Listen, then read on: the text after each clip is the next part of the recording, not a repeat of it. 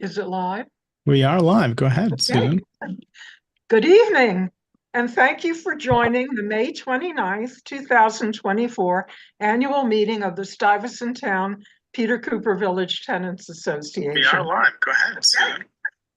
Good evening, and thank you for joining the May 29th. Susan, I think you have it opened up in a second window. Make sure you close it, or Anne, whoever's unmuted.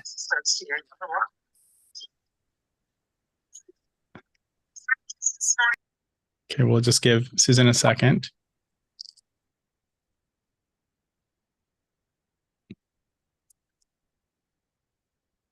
Okay, pardon the technical issues. I'll start again. Thank you very much for joining the May 29th, 2024 annual meeting of the Stuyvesant Town Peter Cooper Village Tenants Association. I'm Susan Steinberg, president. What I'm going to do is introduce the board members. And of course, I'm going to name Keith Powers, our city councilman, and then we'll proceed to the business portion of the meeting. So our board of directors includes Kirsten Adal, John, and you can wave when I say your name, John Derrico, Ann Greenberg, Lynn Janofsky, Sherry Kirschenbaum, Adam Liggio, Anna Lombardo, Judith Preble-Miller, I don't think she's on, Sandro Sherrod, and myself. And of course, we have our city councilman, Keith Powers, who's going to be speaking later on a number of very important issues. So, to the business portion, which includes the results of the election of directors and a statement from our treasurer. So, as set forth in the bylaws, a quorum for the purpose of holding the annual meeting is 10% or 100 votes, whichever is less. And I'd like to confirm that we have met our 10%. And so we can now proceed with the annual election of directors and call the annual meeting to order. This year we had 3 candidates, all of whom are incumbents: Kirsten Adel, Ann Greenberg, and Adam Liggio, and all of them received almost all of the votes, all of them. So they are now reelected, and I'm pleased about that. So now our treasurer, Adam Liggio, will present a statement of the Tenants Association financial position. Adam? Okay, great. We currently have $129,196 in working capital, not including other sources of liquid capital. This working capital stems in part from our membership dues, which have a range and can be now paid monthly as well as annually. So that all our neighbors can be members, we offer a reduced membership rate for those participating in the SCREE and DREE programs for seniors. The major expenses for the association, which came to a total of 54% of our dues, include legal and communications, mailing and telephone message center, expert consultants such as our construction cost expert and website consultant printing, Facebook page, database, and message center. Legal fees covered our J51 lawsuit, Article 78 legal challenges for various major capital improvements, a suit against the Department of Housing and Community Renewal for their reasonable cost schedule for major capital improvements, and other miscellaneous legal issues.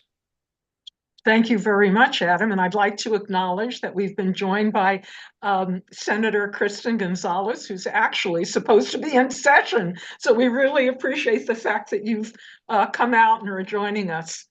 Happy to be here. Thanks for having me. You're welcome. So this is a little bit of weirdness, but according to our bylaws, we have to adjourn the meeting, but don't go away. What we adjourn is the business portion of the meeting, because that is what is required to effectively stop the voting. So now that we've adjourned the business portion of the meeting, we'd like to start our general informational portion of the meeting. And I'd like to begin with John Derrico, who is chair of the legal committee, who's going to provide a brief summary of our legal activities for the year. Jonathan? Thank you, Susan. I'm John DeRico, and like Susan mentioned, I'm the chair of the Legal and Corporate Governance Committee. I'm going to provide some updates on what has been a banner year for our legal efforts to preserve our rent-stabilized community. First, as many of you know, in 2020, we brought a lawsuit to protect over 5,000 rent-stabilized apartments under the Housing Stability and Tenant Protection Act.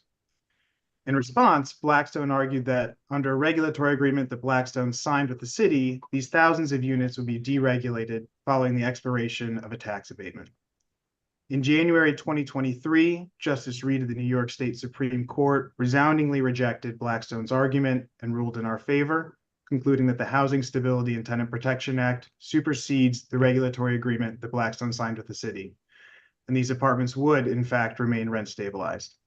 Of course, like day follows night, Blackstone appealed this landmark decision. On February 23rd, 2024, after protracted back and forth with Blackstone's counsel and several requests from Blackstone for more time, Blackstone agreed to withdraw its appeal of our lawsuit. We will continue to fight any further attempts from Blackstone to deregulate our community. That being said, this is a major victory for rent-stabilized tenants, not only here, but across New York City. And on that note, we've learned that management has inserted riders and notices regarding hypothetical future deregulation into lease renewals. We've worked and will continue to work closely with outside counsel on this issue. These notices, at best, are dubious. We advise tenants not to sign them, and in any event, rent stabilization laws independently exist apart from any rider or cover notice. We're continuing to monitor this, and if necessary, we'll pursue appropriate avenues of recourse. Outside of fighting deregulation, we also protect our community from unlawful rent increases.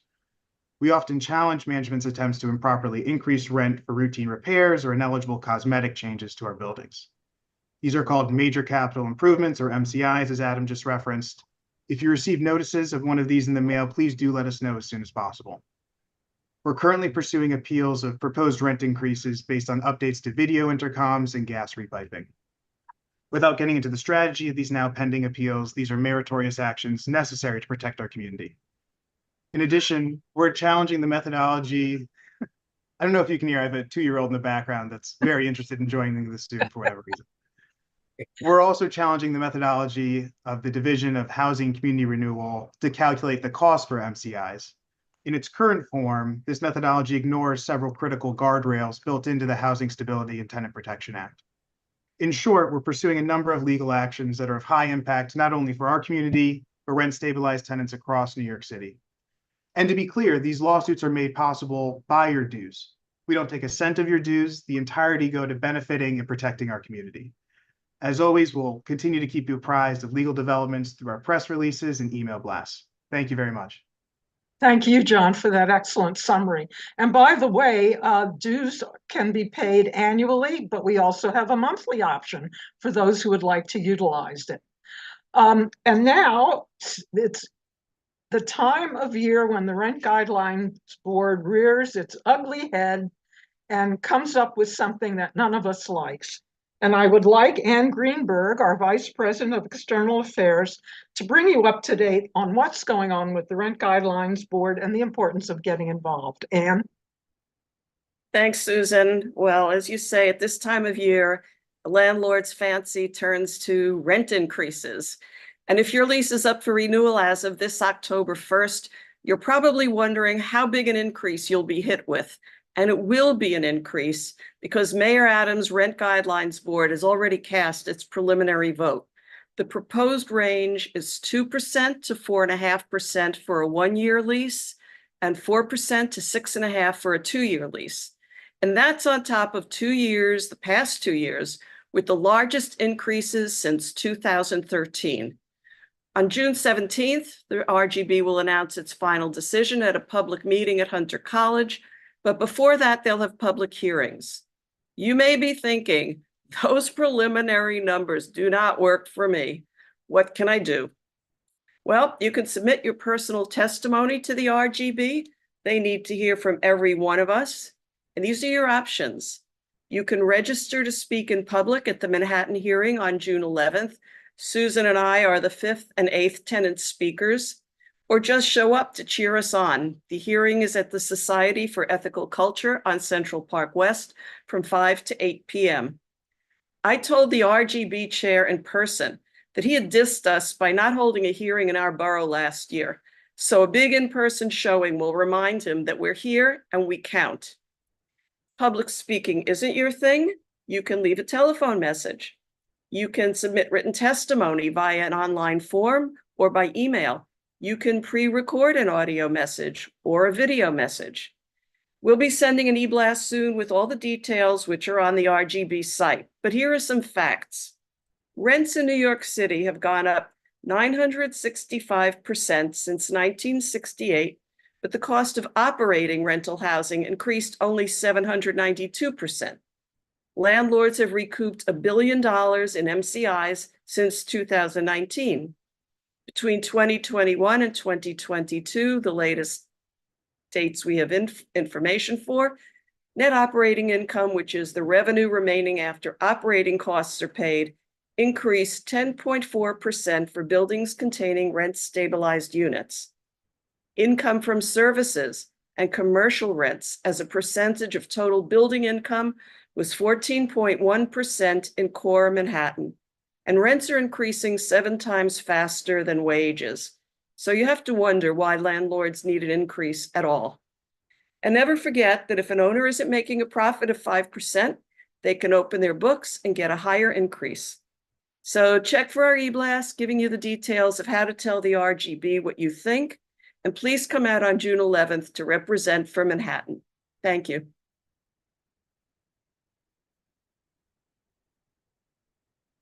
I really hope that those facts, which Anne just reviewed, motivates you to testify in one form or another or come out and support us.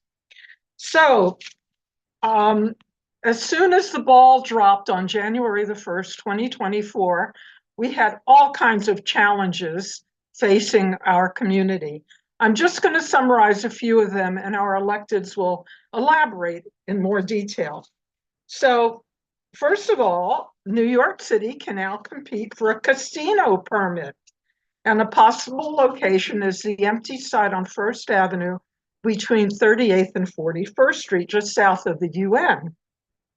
Senator Gonzalez put together a really well-organized town hall at the NYU School of Dentistry on January the 11th and invited the developer of that site on First Avenue, Solaviv Mohegan, to the community. There was a lot of opposition in the audience to the idea of a casino, and you'll hear more about that a little later. Then the MTA began to solidify its congestion pricing program. Those of us in the Central Business District south of 60th Street are looking at what is essentially a tax if you drive out of and back into the zone. So, for example, if you use the FDR, which is zone-free, but have to exit on the streets to park your car in one of the garages, you're going to be charged $15. Ubers, Lyfts, and taxis are already reflect a congestion pricing charge in their fees, and delivery trucks and other services will be hit as well. These programs are expected to go into effect next month. There are several lawsuits against this, so we will see if any of them have any effect. Then Mount Sinai Beth Israel decided to close its doors. This is our community's, the community set downtown's only really full service hospital, and their closing is going to be a medical desert for us. So they are closing in violation of the Department of Health requirements, but a local coalition formed to save Beth Israel and New York Eye and Ear and stop them from decimating our community, medically speaking. The court has issued a temporary restraining order to stop them from closing and has ordered Mount Sinai Beth Israel to restore services, but that hasn't happened yet. Now, one tenant sent in a question about why is it only Kristen Gonzalez is involved trying to prevent this, but I'd like to reassure you, that all of our electeds and plenty of others have joined together to be on the forefront of this fight. And you'll learn more about their efforts on our community's behalf, as well as pending legislation on hospital closures. Then the Kips Bay Science Park and Research Center, otherwise known as SPARC, is a massive project of more than 1.5 million square feet of academic, public health, and life sciences space. The old Hunter Nursing School, Brookdale campus on East 25th Street and First Avenue, will be demolished. Based on community concerns, a SPARC community task force was convened, headed by Keith Powers, that has been meeting to ensure that the many concerns that the community has are going to be met. A big sticking point, however, is that the complex has no housing or dorms, and there's going to be hundreds of workers and students. And where will they go? I'm a little afraid that Stuyvesant Town and Peter Cooper Village are going to look mighty attractive. But more on that later. And finally, there's a new zoning initiative in town under the aegis of Mayor Eric Adams and the director of the City Planning Commission, which is headed by our former councilman, Dan Garodnick. It's called the City of Yes Housing Opportunity, or COIHO.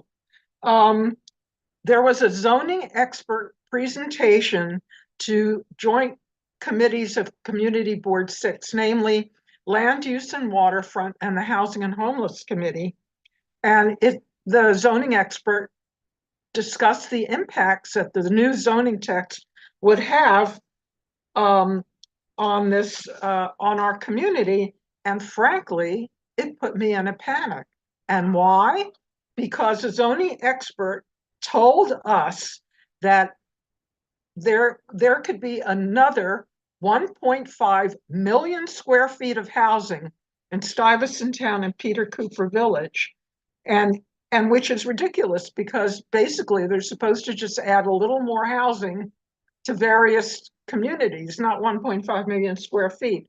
So I was very upset about this and challenged it and said, you know, we have 30,000 residents in 110 buildings. And what were they expecting? 200 buildings, 50,000 residents were dense already. So I was assured at a second presentation by the City Planning Commission by John Mangan of the Housing Division of the CPC that Stuyvesant Town actually does not meet any of the criteria for new housing for the new regulations and would not therefore we are protected. Keith Powers will talk more about that.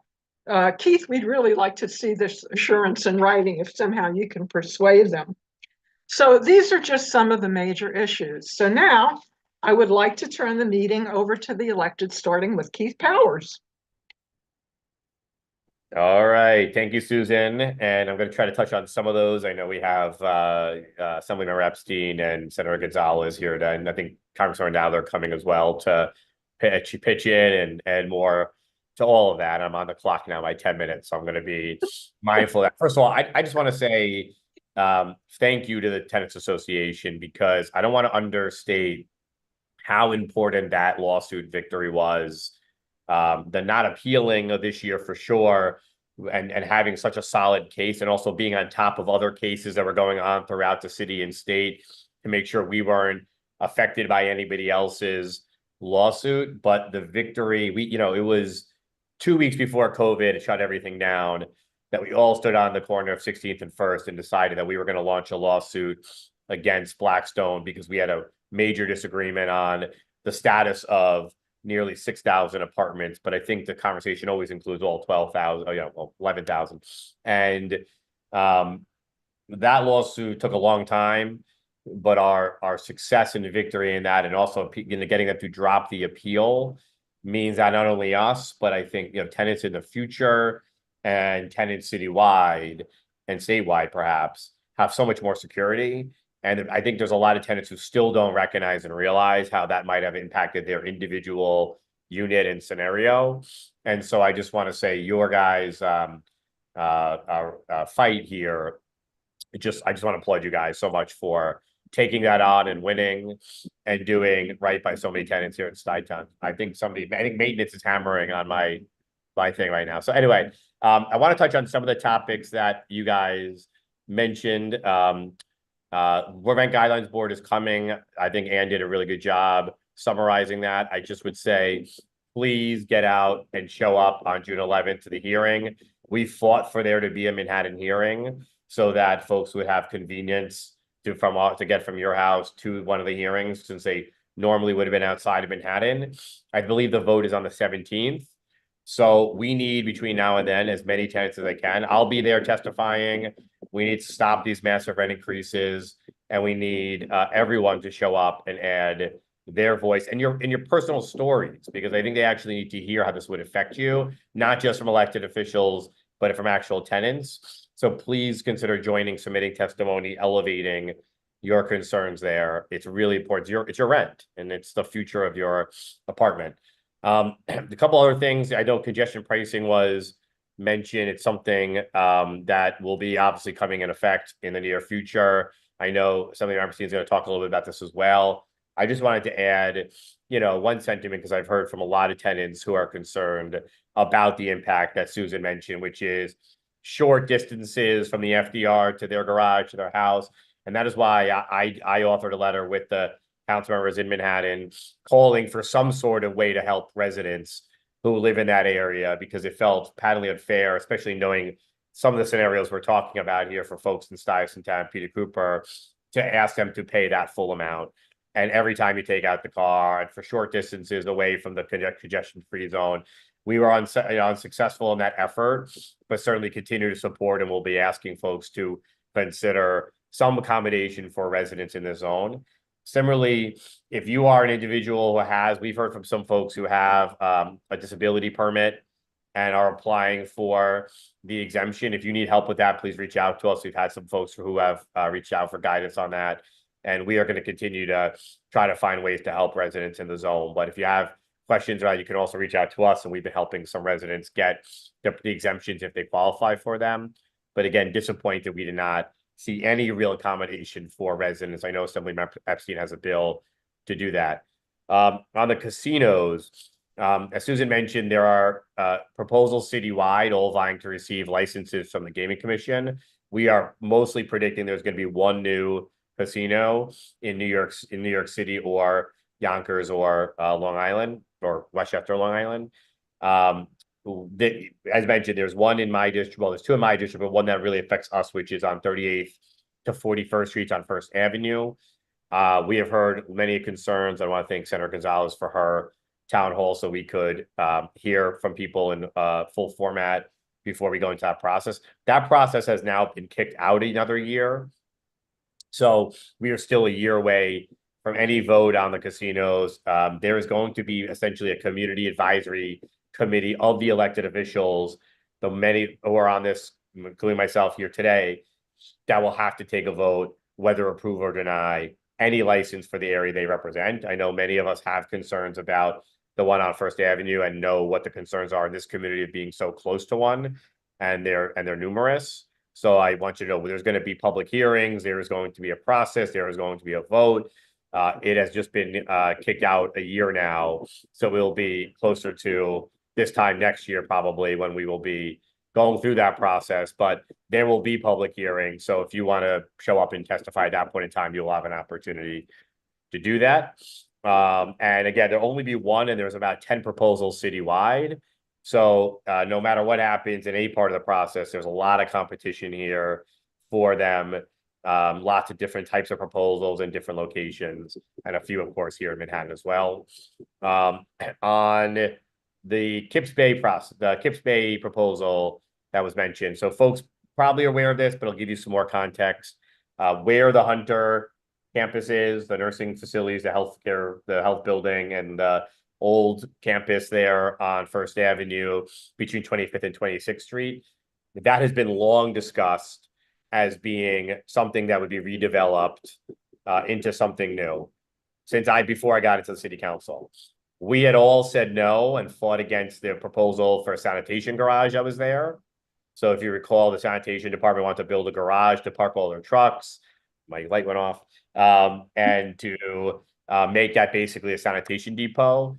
Councilmember Garodnick and me, when I got in the council, have all fought that proposal. We didn't want more trucks in our neighborhood. We saw much better uses available. So we have a new proposal, which is to redevelop a Hunter building there, a Hunter campus, to add in another college, unique facility there as well, to add in life sciences buildings there to create new jobs in a kind of booming industry here in the city, to create a new high school, which is very exciting. I think for many folks who have kids in this neighborhood, it'd be just a walking distance away, and to also incorporate some other city uses there as well.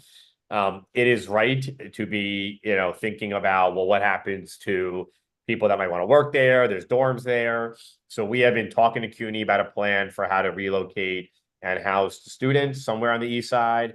We're also continuing to talk about different ways to maybe increase the housing supply here in the neighborhood or around that site, on that site, so that we can better accommodate what would be a more attractive area for people to live in if they are working on that campus, or they're, want to send their kids to the high school or anything like that. We have started a community process to have all the stakeholders in the neighborhood, including the tenants association, involved in that.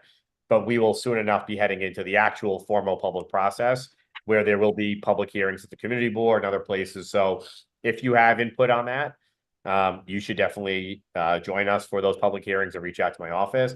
I think there's a lot of exciting opportunities to do something there, but we want to make sure we do it to be a long-term neighbor of us. We want to make sure we do it in the right way.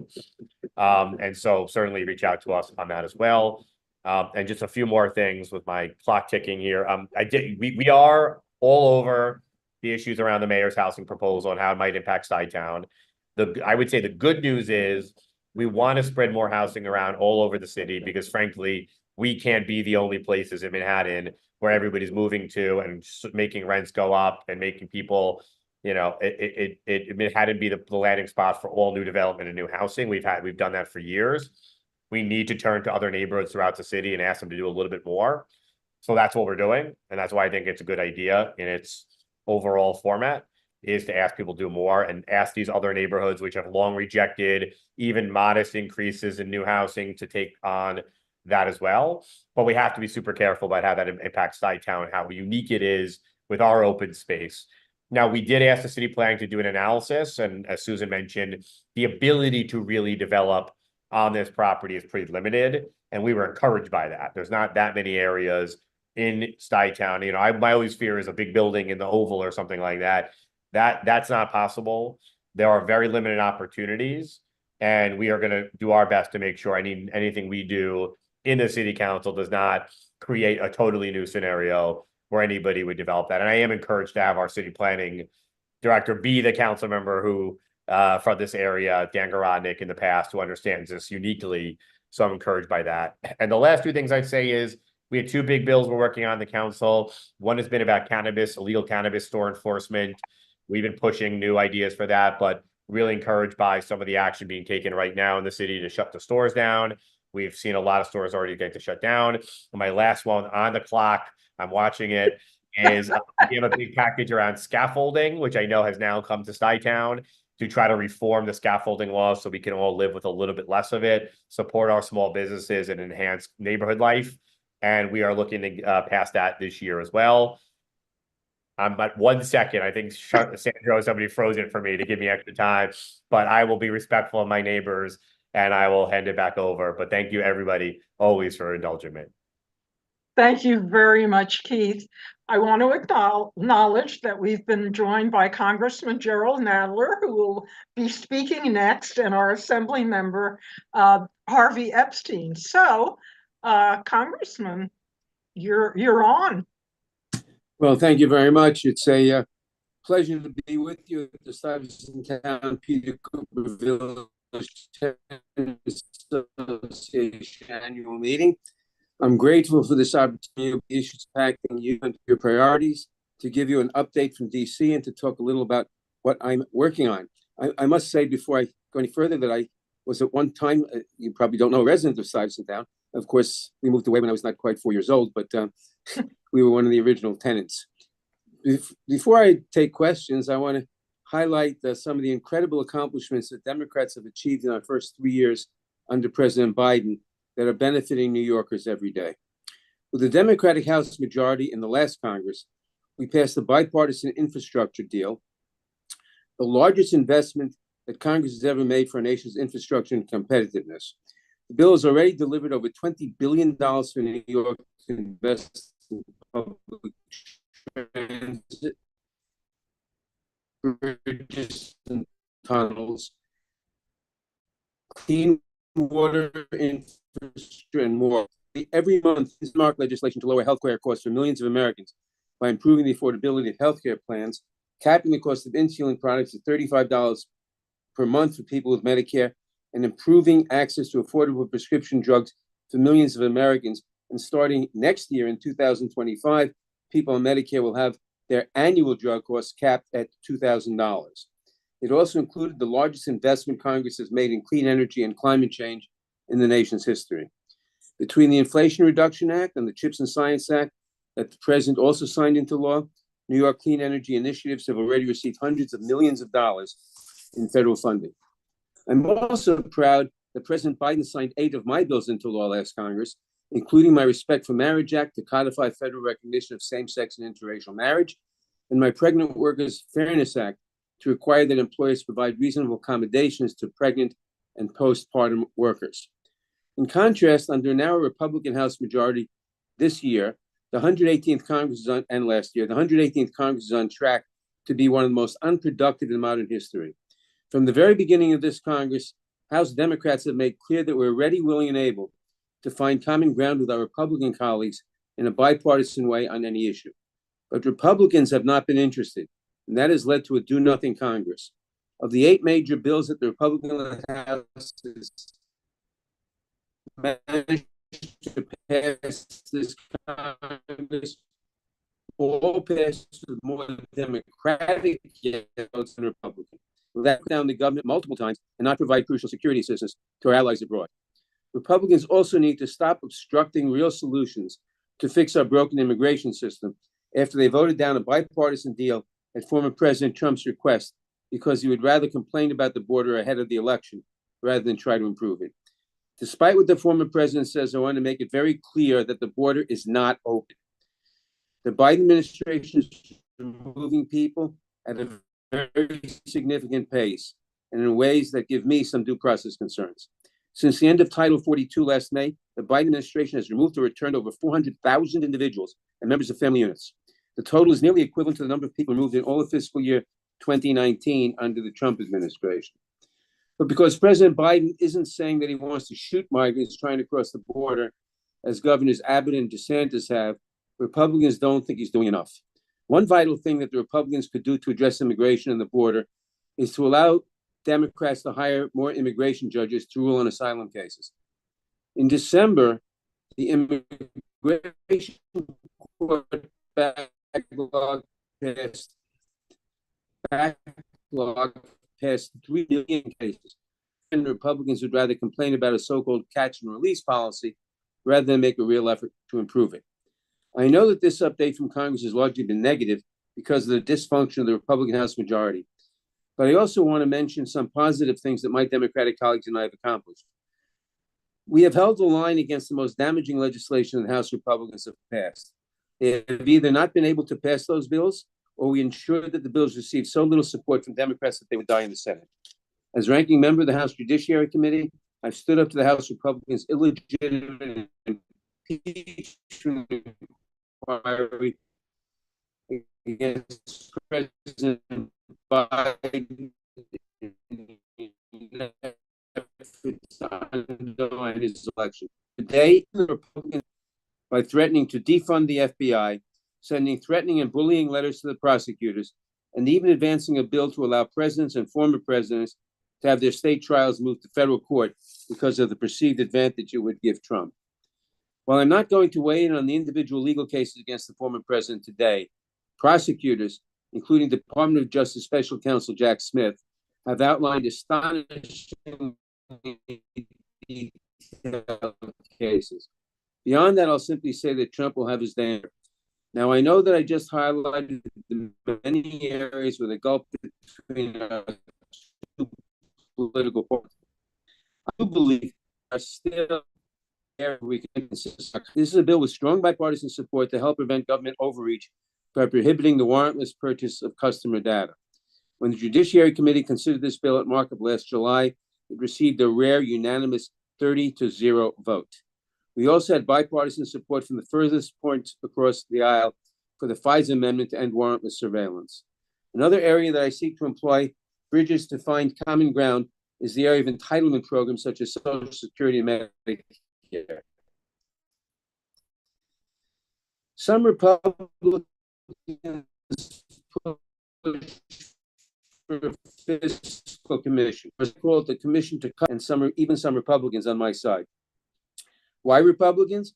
It's because in addition to the proposed commission being a blatant attempt to slash benefits for Americans, it would bypass the regular congressional process by hiding behind closed doors and fast-tracking a plan that escapes public scrutiny and accountability. Congress should be forced to take up and down votes on the commission's recommendations without being able to amend them. While many Republicans see this as an opportunity to slash Social Security and Medicare, others are concerned that the commission could just as well raise taxes. I think it's likely this plan will pass the House, but I'm very confident it will die in the Senate. Rather than create a draconian fiscal commission, I'm in close response to both the Security Fund Act and ensure that Social Security will increase benefits for all recipients, improve the cost of living adjustment, and ensure that any minimum is set above the poverty line. The Social Security Expansion Act would extend the solvency of Social Security for another 75 years by raising payroll taxes of those making more than $400,000 a year. It would also raise benefits the annual. I continue to fight to improve New York's quality, such as the $800 million I secured to care for and assist asylum seekers. I'm also working to secure grants for New York that were created in the Bipartisan Infrastructure Law and the Inflation Reduction Act. I fought hard to protect government funding programs that are vital to New Yorkers. And I'm proud to have delivered over $100 million in direct funding for New York's 12th Congressional District through 15 community project funding requests. As the House is in the middle of its appropriations process for FY25, I led letters to the relevant appropriations subcommittees requesting increased funding for various government programs, including Section 8 housing. And I should note that NYCHA will reopen its waitlist for the first time in 15 years in June. HOPWA for housing opportunities for people with AIDS, enforcing EEOC rules, and addressing helicopter noise and safety concerns over the New York metro area. I'm also working closely with my local elected colleagues on projects that you'll hear more about from them this evening, including fighting to stop the closure of Beth Israel Mount Sinai and participating in the Spark Kips Bay Community Task Force to reimagine the Hunter College Brookdale campus. Finally, I continue to prepare legislation for when Democrats take back the House, and I strongly believe we will do just that in the fall. Democrats stand ready to do the work for the American people. In addition to protecting Social Security and Medicare, Democrats must expand voting rights, codify to lower prescription drug prices. Thank you for your time, and I'm happy to answer any questions. I can't hear you. I can't hear what you're saying. Thank you very much for the presentation, Congressman. It was, I don't know how you stretch yourself so thin. You're involved in so much, and, certainly the city thanks you for all the help that you've given us. The only question I might have is the ethics question, but that could probably take us all night. The Supreme Court and the problems with the ethics, but maybe we shouldn't even go there because that would probably require another meeting. So, okay, next we have Kristen Gonzalez. Now I can hear you again.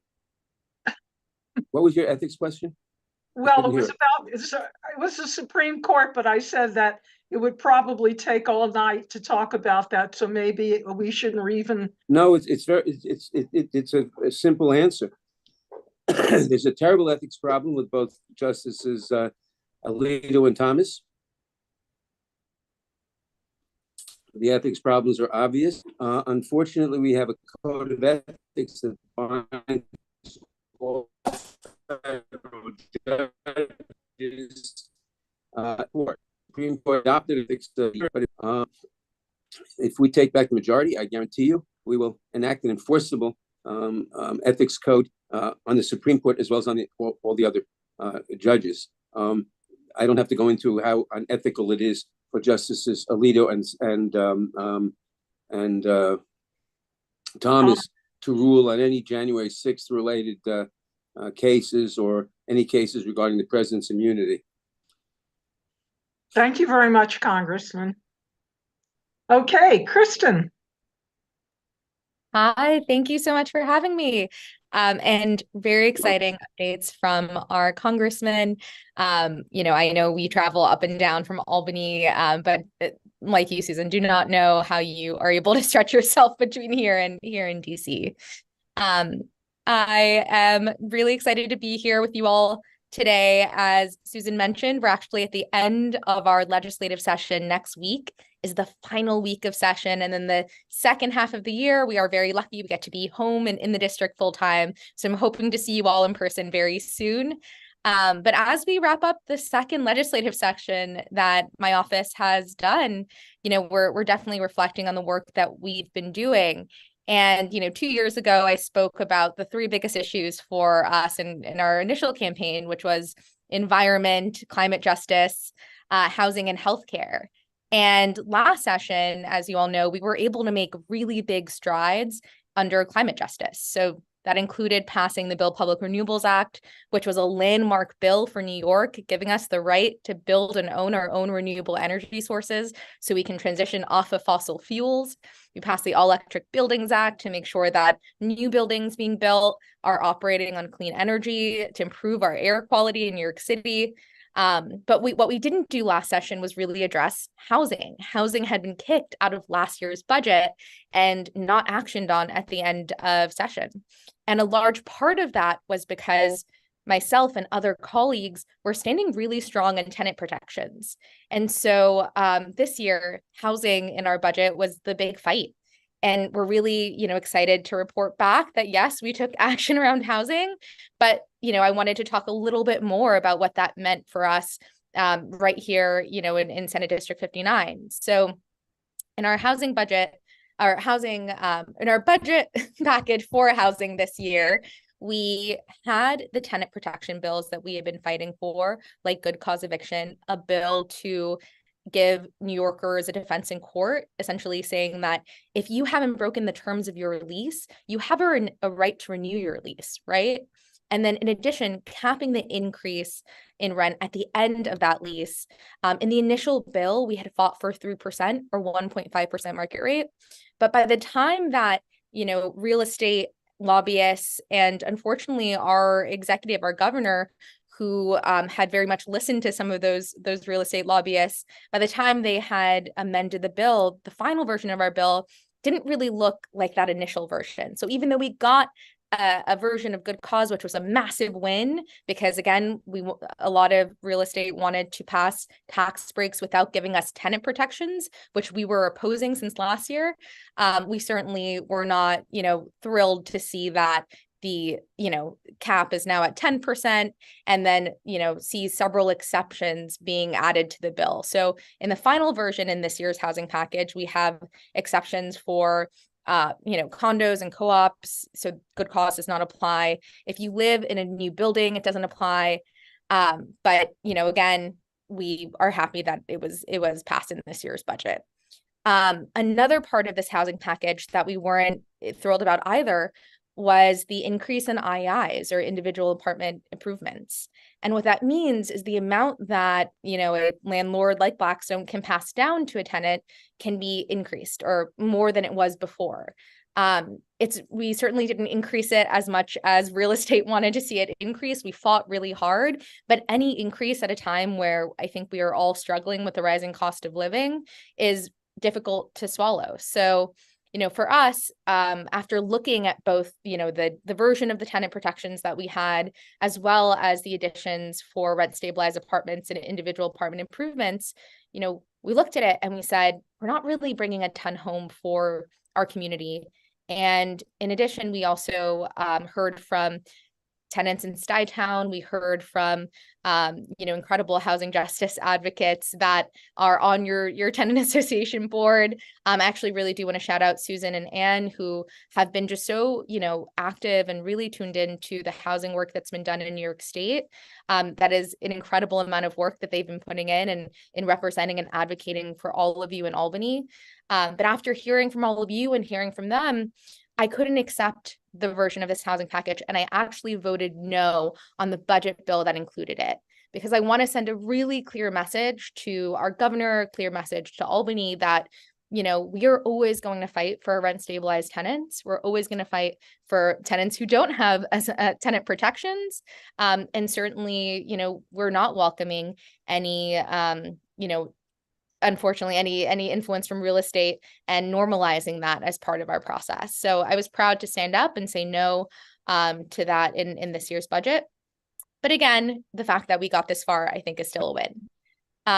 The last thing I had mentioned, and the three things that we were really fighting for when we talked 2 years ago, was healthcare. And as you also heard today, we've had a lot of developments around Mount Sinai and Beth Israel. And so in the last, 8 months, it's been the top priority for our office, and we've been working with our electeds in the area. We have a wonderful coalition. I do want to shout out that, yes, there are a lot of electeds, especially Assemblymember Epstein and Councilmember Powers and our Congress member, who have been working on this every single week, opposing the hospital closure, as well as a really large coalition of advocates and organizers who have been informing all of our electeds and informing the negotiating we've been doing with Mount Sinai. So for anyone who is on this call who maybe hasn't heard just the recap of the fight, Mount Sinai is moving to close and submitted an application for closure at the end of last year, simply because they haven't made a profit on the site since in the last 10 years since Mount Sinai bought Beth Israel. So this is purely profit driven, and they're claiming that they're losing hundreds of millions of dollars by keeping it open. But we know that without an emergency room in Lower Manhattan, 400,000 Lower Manhattan New Yorkers are going to be affected. And so in our organizing efforts, we actually had a big win last month, which was having the Department of Health return that initial application for closure, saying that it was incomplete. It's not something the Department of Health has done in recent memory. And it was as a result of that organizing work and that pressure from both electeds and the coalition. We had another update, though, at the end of last week, where Mount Sinai resubmitted their application for closure with the same closure date of July. And since then, we've been clear that July is too aggressive. Obviously, there's still a court case pending. They should be restoring services instead of moving to shut down the hospital. And so we are certainly putting pressure on Mount Sinai in this moment, putting pressure on the Department of Health, and trying to work with the governor's office to say that, this is not acceptable for our community. They have, offered to put in urgent care, but that is not sufficient. We know that there's more that's needed. So we want to know what a plus would look like. And in addition, they're trying to work with Bellevue, but what we're trying to do in Albany is say, hey, the Department of Health here has a responsibility to give us the data on continuity of care and tell us what the impact would be on Bellevue. So it's not just Mount Sinai and Bellevue working on it, that we have like government and accountability in the room. And then in addition, ensure that, we're not reducing services, we're not reducing beds, that in the next crisis we're protected. So we have two bills that we've introduced. One, in introduction of the Litch Act, or a new version of the Litch Act, which would require community input in any hospital closure process. And we are going to pass that bill next week. It passed through the assembly, earlier this session. And a second bill that my office has that requires the Department of Health to collect this data, and it establishes a hospital closure moratorium. So without this broader picture for what healthcare access will look like, no hospital should be able to close, right? We should never be able to have a hospital close without confidently saying that we're not putting all of our healthcare access at risk, right? So we're proud to have those two bills. And then I know that we're coming to the end of my time. So I do want to call out, aside from Mount Sinai and the housing work that we had been doing, a few other wins for, our office in this district, which includes in this year's budget, being able to, pass an increase in cannabis enforcement, so we can finally padlock illegal cannabis shops. So that was a huge win in this year's budget. We also passed last session and are repassing this session and working on getting it through the assembly, helicopters and seaplanes noise tax bill. So we're decreasing the number of rides that we're seeing on the East River. I also want to call out the work that we've done to protect our democracy at a time where, our democracy has really been at stake with so many unfortunate, events happening across the country. And one, as chair of Internet and Technology, one issue area that we've tackled is the use of artificial intelligence and deepfakes in elections. And in this year's budget, I passed the nation's strongest deepfakes and elections bill to ensure that both our presidential elections, our local elections are being protected from misinformation, because that has been one of the biggest threats to our democracy and one of the biggest assets for the right. That has been very organized and active, as you heard from our Congress member. And then in my last moment, I will say, we're working on bringing money back for the district. We funded NYU Dental and gave them money for veterans oral care. We've invested in our parks. We have 2 state parks in the district, and working with Harvey's office on additional fundraisers, for example, in the maternity ward in Bellevue. So lots of work happening. Happy to talk about any of the things that I mentioned and answer questions. But again, thank you for having me. And thank you to the Tenants Association for truly all of the work that you all have been putting in Stuytown, but also to serve the larger New York City around tenants. Thank you, Kristen. I noticed that once I have a timer up, everybody speaks very quickly. So now there's a lot to get through. There's a lot of work going on. Yeah. Well, listen, 10 minutes is a lot more generous than I used to be. It used to be 3 minutes or 5 minutes. Oh, I couldn't explain Mount Sinai in 3 minutes. Figured. So now we'll go to Assemblymember Harvey Epstein. Thank you, Susan. And luckily, people mentioned almost all the topics, so I don't need to add much to a lot of the conversations. Just on the casino, just so people are clear. So what the state said was that they're going to not move forward till next year. And then what that means is the proposal that's pending on First Avenue, we will have a committee that will be formed sometime early next year, is my guess, where Keith, Kristen, and I will have appointments on the board. And those appointments, there'll be 6 appointments: the borough president, the mayor, and the governor. All those 6 appointments, 4 out of 6 have to say yes for the casino proposal to get to the next stage. So we will all be making appointments, and we've heard a lot. Kristen's town hall that we co-sponsor we heard a lot of feedback on that. So that is something that isn't tomorrow, but people should keep their eye out at the beginning of next year just to hear what's happening so we can manage that together. Just the other thing Keith mentioned, I just want to kind of up on the litigation and the regulatory status. In 2019, when we passed the rent laws, a big conversation we were having back then was, how do we ensure all the Roberts tenants and everyone are protected going forward, even when the J51 issue expired? That's something we were having lots of conversations back then. And so we ensured that when we wrote the law that there was no path out of rent regulation. I think the court's decision just reaffirmed that, and Stuytown's decision not to go forward clearly means that what we did really helped everyone. I think that work that we did along with Keith and the former senator at the time, Brad, Kristen would have been great on it, but she wasn't in the Senate at the time, as well as the Stuytown leadership really allowed that to happen. Other thing that we did in the budget, there's a big issue around safe streets, as we all know, and slowing speed limits down is a big piece of that. When we passed Sammy's law, which was to allow the city to slow down the speed limits from 25 miles an hour to 20. There's great safety studies that say someone gets hit at 20 versus 25, then chance of survival goes up tremendously. We need to slow down not just cars, but clearly the e-bikes, and we're hopefully going to pass a bill around registration of the e-bikes and so I think we need to slow down the traffic and make it safer for all of us. And I think those are some of the things we'll be doing in Albany over the next week. In the budget that Kristen mentioned around the kind of all the illegal cannabis stores, we gave the mayor the authority that he requested to be able to close down all the illegal stores. Basically, the sheriff's department now is deputized NYPD to do that. You know, if anyone continues to see illegal stores, and there are lots across the street from where I live and all over the neighborhood that are still there, we need to ensure that the precincts know about it. The 9th for me, below 14th Street, and the 13th for folks in Stuytown, to ensure that they know those legal stores exist. Office of Cannabis Management is playing some role, but really the sheriff and the NYPD are playing the lead role. So whatever we can do to help them know about these illegal places, the sooner I think we'll be able to get them shut down. Senator Gonzalez mentioned a lot about Mount Sinai Beth Israel fight, but we also can't ignore the New York Eye and Ear struggle as well.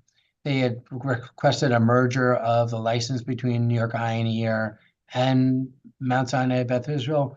I think their goal was really just to potentially close both over time. Last year when we fought about this, we got them to agree that the merger could happen if these conditions are met. At this point, a lot of those conditions haven't been met, like community engagement and ensuring that the services aren't being diminished. And I think the elected officials, as well as the community coalition, are going to be on top of that. If you want to get more involved in that struggle, your tenant leadership is deeply involved to save not just Beth Israel, but the New York Eye and Ear and the building itself, as well as the services that happen. I'm saying this all the time. My daughter was born at Beth Israel. Two of my family members had surgeries at Eye and Ear. We need both of these facilities to remain open to have services in our neighborhood. Other issue that people really, we hear a lot about is congestion pricing. As people know, in 2019, when Governor Cuomo was still our governor, he really pushed hard for a congestion pricing plan. That congestion pricing plan was part of the state budget, like Kristen said earlier, like housing's part of this budget. 2019 congestion pricing was part of that budget, and it was all kind of clumped together. And so part of what we tried to push for back in 2019 was residential exemption, like the London model. We didn't get that. We got disability permits exemption and people making less than $60,000. We really pushed harder than to get that threshold much higher for people who lived in the congestion zone. Unfortunately, there was only a handful of us who represented the congestion zone, and the mayor and the governor at the time really wanted that to happen. So it came through in the 2019 budget, and then there's the MTA has been trying to make this operational through these administrative processes. We testified numerous times about more getting residential exemption. As Susan said earlier, I have a bill about it. I mean, I think unfortunately, things like this happen when there's like a statewide effort on these issues, and I do think a lot of people had concerns around the residential exemption that we weren't really fully respected.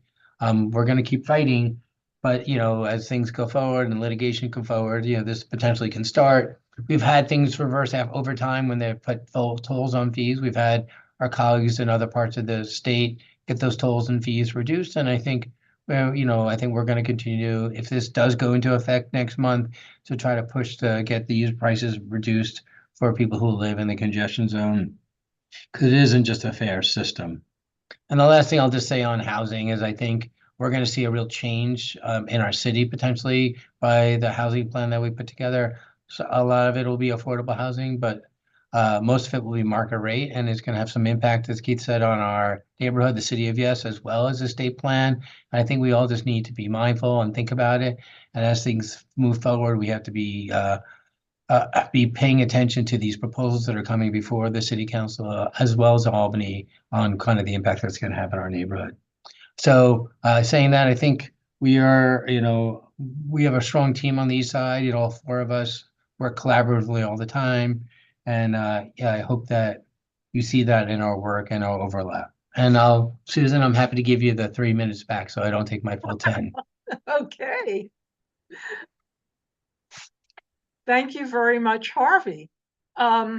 So we've now come to the Q&A portion of our meeting, and we're going to do it in 2 batches. We have questions that came in that are specifically to be responded to by the electeds, and we have a batch that are really kind of internal maintenance quality of life, and they will be responded to by Kristen Adal, who is the chair of our Maintenance Quality of Life Committee. But before we get to those, I want you to know that we're having a party. The Tenants Association was unable to have a 50th anniversary because our 50th anniversary happened right during the middle of the pandemic. So we're going to have a little celebration on June the 20th at the River Room between 6:30 and 8:30. And there'll be refreshments and lots of elected representatives for you to come in and speak to and meet. And we really hope to see you there. All right, the questions. We spoke enough about congestion pricing to where we had a couple of questions, but I think that topic has been covered. So one of the questions we had, and I'm going to open up to whomever wants to respond, is what, if anything, is happening to the right to die legislation in New York? Any elected would like to take that? That is a state bill, I believe, so I'll leave it to the state folks. It is a state bill, and we're having a hard time in the assembly. We're about, I'd say, we're about 79 sponsors, and we got to get to low 80s. So I think we need a push over the next 3 days to get more people to get on the bill. Yeah, I can say that there is broad support in the Senate for it. But certainly, you know, we've supportive of the Assembly's efforts to get more folks on it. Yeah. Okay, thank you. This next question is for Keith. So the mayor picks all 9 members of the Rent Guidelines Board, and this board always gives nice increases to landlords. Is there any reason to suspect that Mayor Adams' campaign is getting nice increases in their financial support for him? I don't think there's any evidence of that, but what I would be concerned about is, and I know Ann was there and asked a good question at my town hall, the mayor's town hall rather, that I was at, about the need for rent reductions or rent free, you know, no increases, and I thought we all were concerned about some of the responses that we got back, and then therefore that's gonna play out at the Rent Guidelines Board. I think having a better understanding not only of the plight of the small landlords in the outer boroughs, but also tenants in our situation is extremely important when you're going to the Rent Guidelines Board and asking for all those tenants to get an increase. And I think we heard one side of the equation, which is not unimportant, but certainly situations like ours. So I wouldn't go as far as to say there's anything nefarious like that, but I think we certainly, based on the preliminary vote and what we've seen in the past, I think we are not in the days of 0% rent increases like we were at the beginning of the last administration, and we should brace ourselves for something that's a real increase. We're all going to fight it, and I again implore everybody to be there, but you know, something to be concerned about going into that vote. Okay, thank you, Keith. Now, you had talked about noise earlier, and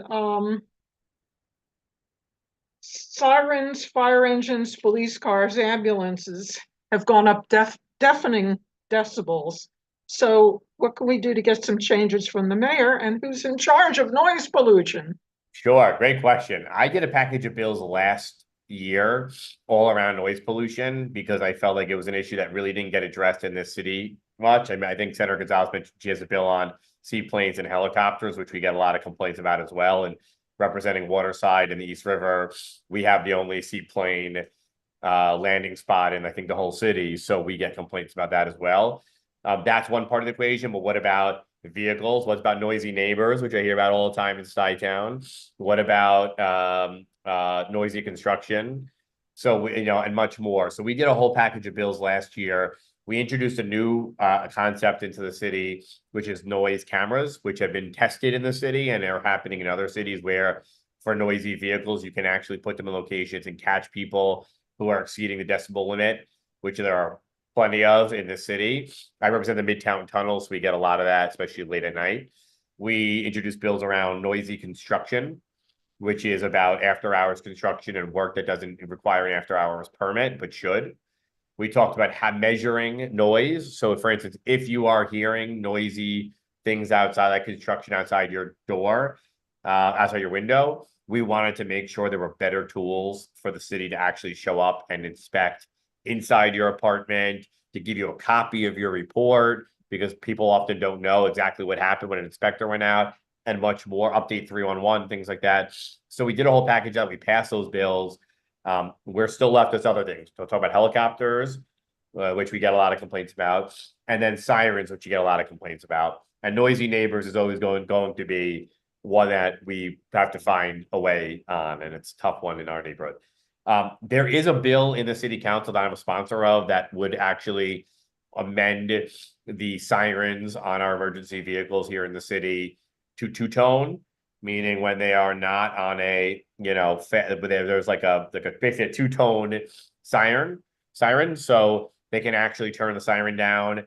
They can go into a mode where they're, perhaps in a residential neighborhood or elsewhere, they could turn it to a lower decibel limit. That has been used in other cities. I'm a sponsor of it.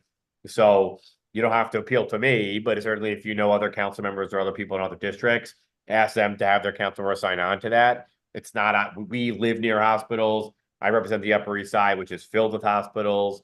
So it's always an ongoing issue, but certainly doesn't affect only us. So to the degree we can get Councilmember Rivera also is on this bill nearby. So your local council members in this area are on it, but we need more support for that. I'd love to get that passed. We want to get the mayor on board with that as well. I think it's something that's an easy fix to a very noisy problem. Thank you. So this next question, I'm throwing it open to the panel. Is there some way to make landlords reveal their income tax returns so that when they complain they're suffering from high prices and need to increase rents, they prove the reason instead of just announcing it? Well, it sounds like a state bill to me, but I'd be happy to take a look at it. And I'll let Harvey, I think he unmuted, so I'll let him jump in there. But the one thing I would add is some of the companies are either publicly traded or have to announce their earnings, so we can find it that way. But I'll leave it to the state folks who probably have a little more control over this. I was, Kristen, do you want to? Yeah, I mean, I am all for the maximum amount of transparency when it comes to landlords, both corporate landlords like Blackstone, but also some of the, we have a lot of landlords that are in the city. And actually before last session, we didn't know, we didn't have real transparency on who our landlords were in a lot of cases. And that's why we passed the LLC Transparency Act. And so a lot of landlords were just LLCs, right? You don't really know who's behind them. Now after passing that, there has to be like a person attached to that LLC. So it's really good to know. I think it's a bill that we could theoretically pass. But in our existing legislation, especially for things like if they are increasing the rent in an apartment because of an II, so individual apartment improvement, or MCI, major capital improvement, there does need to be some sort of accounting on what they spent it on and to justify the increase. But I think we could, always go further with that. Thank you. The only thing I wanted to add, just two things if I could. Yeah. And this year in our good cause bill, we really worked really hard to ensure there was we could pierce the LLC corporation for good cause and non-good cause landlords.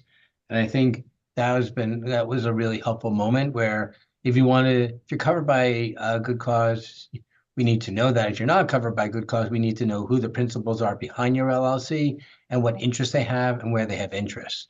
So I think between the bill that we passed last year, Senator Gonzalez just mentioned, and the good cause bill we passed this year, I think we're getting deeper into the transparency thing.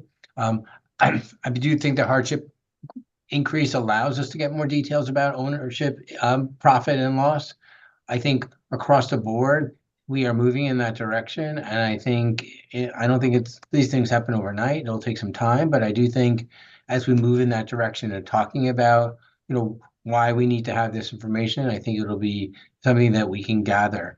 All these campaigns, like Good Cause, we started 6 years ago and we passed it. That's, not as extensive as we wanted to. We passed it this year. The rent law fight in 2019 was a 20-year struggle that we got to reverse the 1993 changes to get what we got in 2019. So I think this is, as long as we know this is a campaign that we're on and it's going to take some time, I think there's a lot of opportunity to get more of that transparency that we're looking for. The LLC bill will go into effect, I think, next year. So I think between that and the good cause stuff, I think we're moving in that direction. Great, great, thank you. So sometimes speculation runs away with people, and there was a posting on the Stuytown Facebook group that a Yelp review of Stuytown referred to plans for Stuytown to be demolished in 2035 in accordance with a deal made between Blackstone and New York City politicians. Is this true or fake news?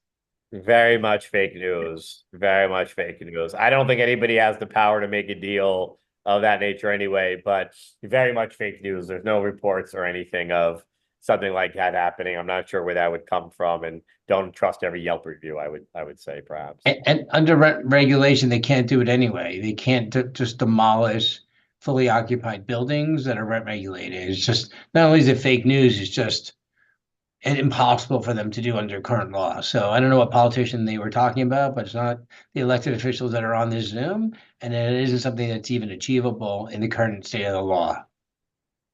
Imagine you'd basically be disenfranchising 30,000 people. That's like a small city. It's impossible, and this is, I hope, obvious, but we would be all fighting with our lives here to prevent that. And obviously, for me, that means losing my apartment too. So you can promise me I'll be chained to a tree or something like that. So don't worry about it. All right, great. And finally, it's kind of an odd question, but it's an interesting question. Why are 2-year leases more expensive in rent increases than 1-year leases? Whoever? Well, I spent 5 years on the rent guidelines board, so I can talk from that perspective. That makes sense. For folks who don't know, I was on the rent guidelines board, and we talked about, Keith mentioned that we got the first ever rent freeze. I think my 3rd year on the board, so that was a nice win for rent stabilized tenants.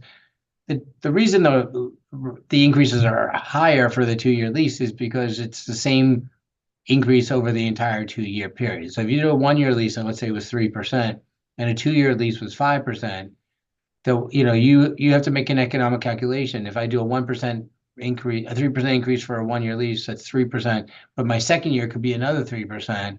And then it's like you have to balance out the cost of a 3% and a 3%. Is that better than a 2-year 5%? Most of the time, the money side works out that a 2-year lease is more economical than a 1-year lease, even though the increase happens, the 2-year increase happens right away. Just over the 2-year period, you end up saving money or spending less money with a 2-year increase than a 1-year increase.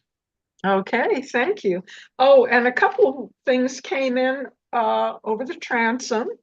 Is there going to be a raise in the maximum for scree and dree?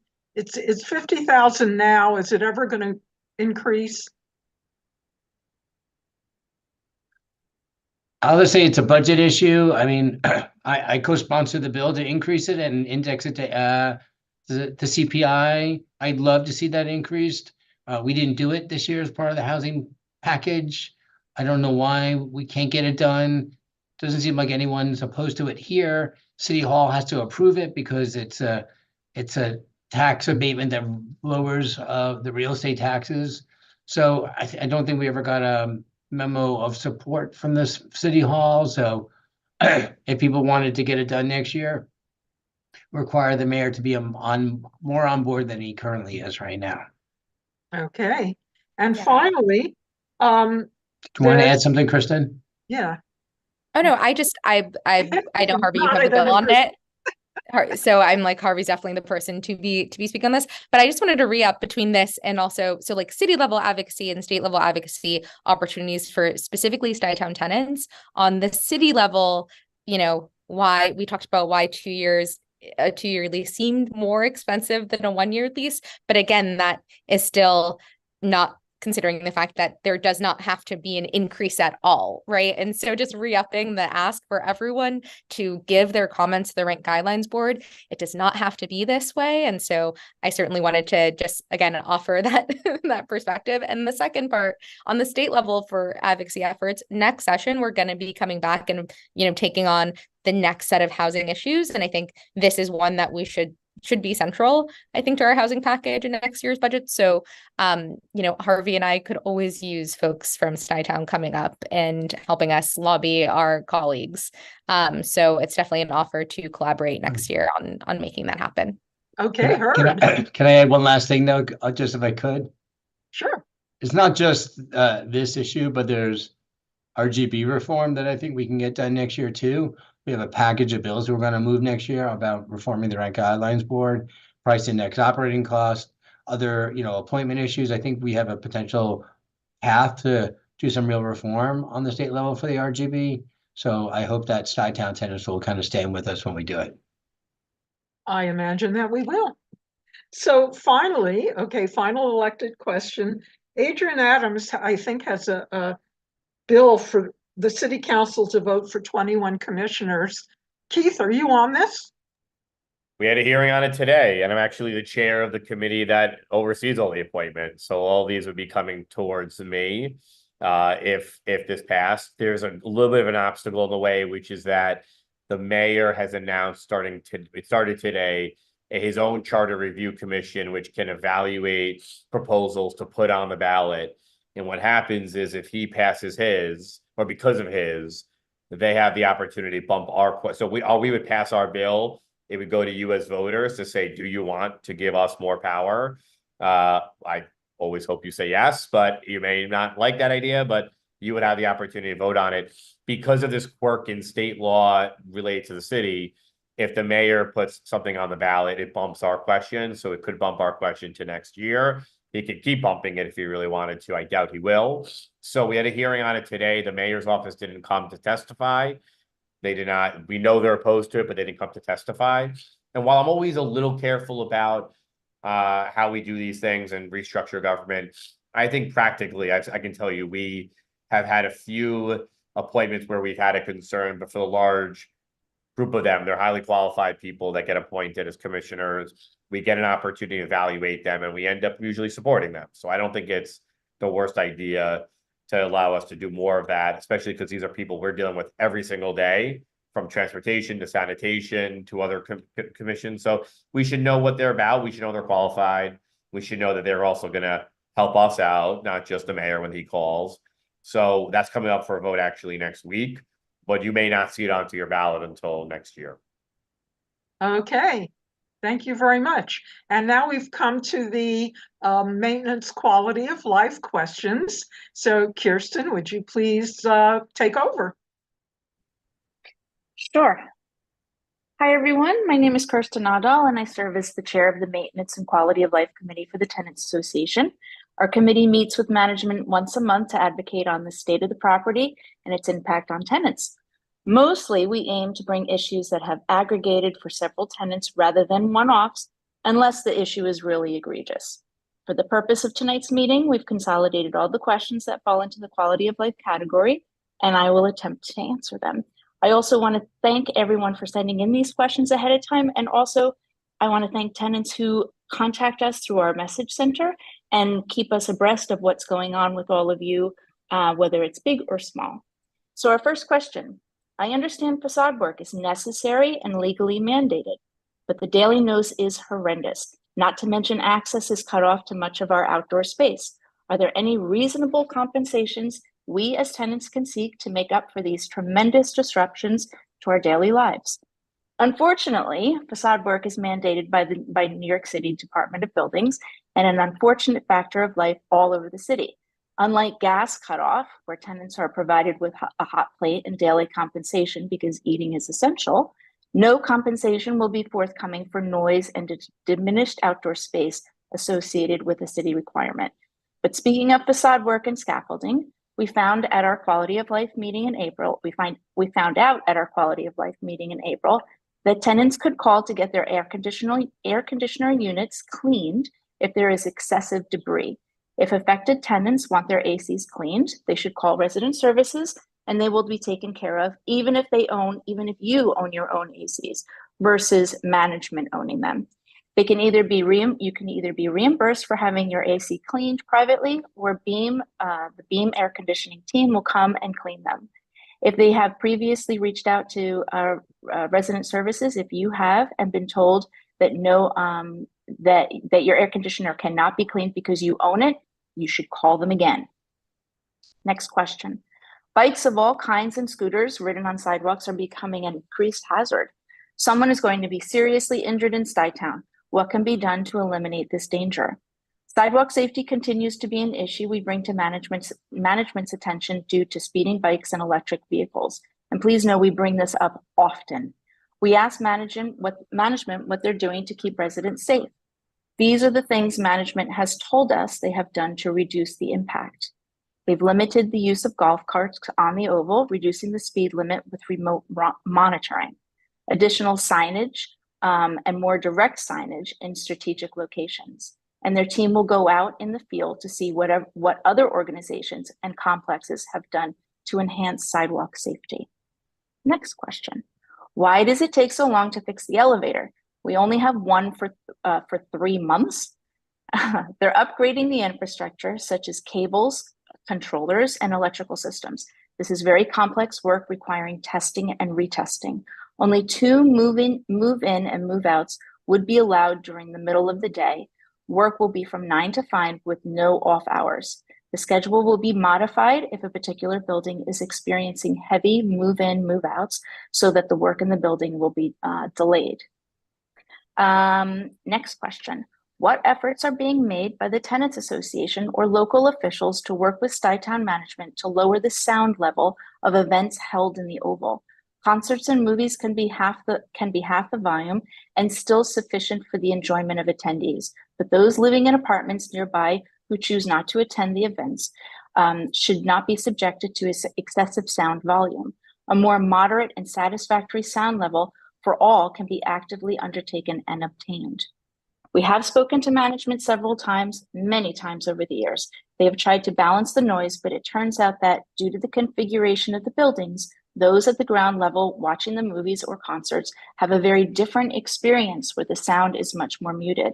The buildings act as an amplifier, and those above ground level experience the annoyance. We can bring it to management's attention again, but this is one of those situations that is hard to resolve. And the next question. Residents continue to feed the wildlife despite the signs and pleas to not do this. What else can management do to stop this behavior? This is impossible for management to police because the timing is so arbitrary. However, nothing prevents tenants from calling out those politely who feed the wildlife, pointing out that feeding wildlife encourages rats. We received questions we can't answer yet, but we'll bring them to management's attention at our next meeting.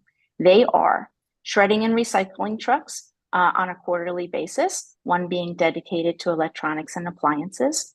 Another question asked was, are the plastics we carefully recycle in our buildings really recycled? The hallway rugs look old, worn out, and it's an embarrassment to invite guests to visit. Please install new hallway carpets. And finally, can tenants have access to 2 Peter Cooper, where large machines and dryers live for Peter Cooper Village buildings where machines are not working? Thank you, everyone, for sending in your questions ahead of time. Okay, that basically concludes our meeting, except I want to remind people that there's an election coming up. And make sure that you vote. I'm not talking about the one in November. I'm talking about the primaries here coming up very soon. I really appreciate your attention, and we'll see you next year. Thank you very much.